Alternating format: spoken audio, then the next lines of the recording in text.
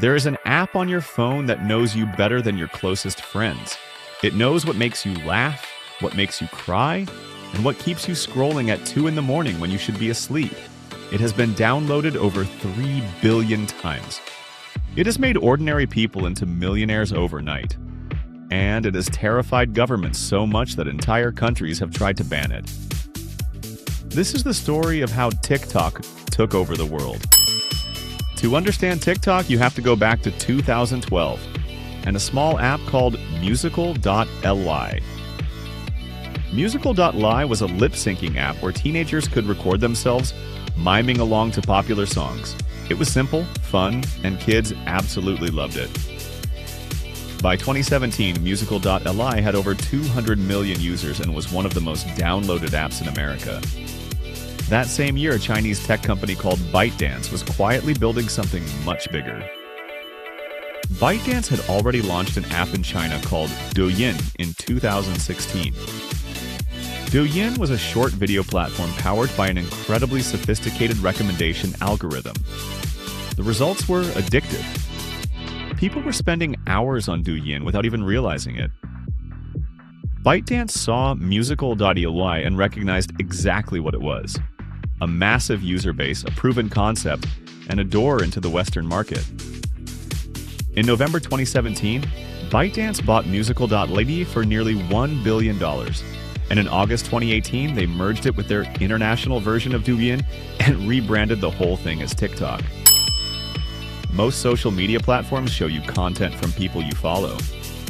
TikTok did something completely different.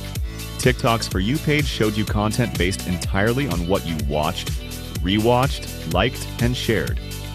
It did not matter if you had 0 followers.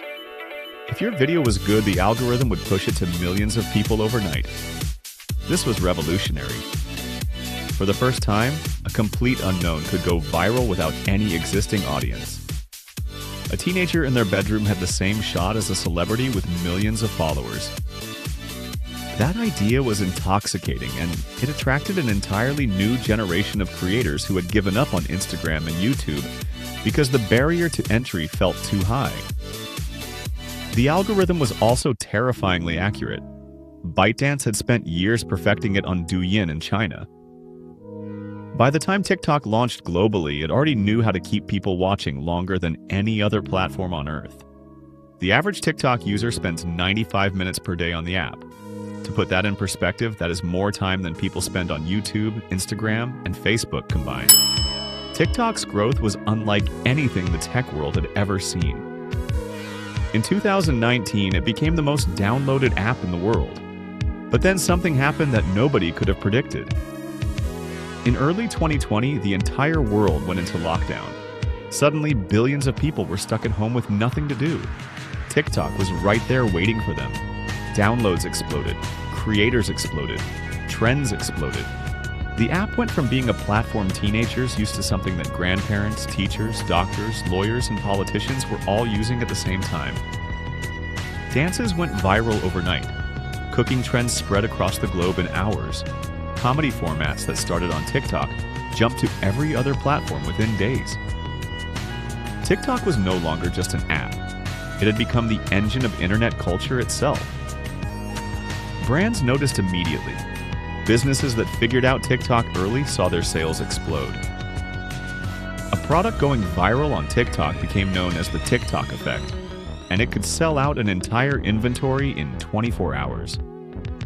Small businesses that could never afford traditional advertising suddenly had a free platform that could reach millions of people for nothing.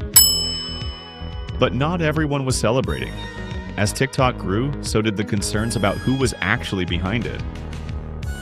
ByteDance is a Chinese company, and under Chinese law, Chinese companies can be compelled to share data with the Chinese government.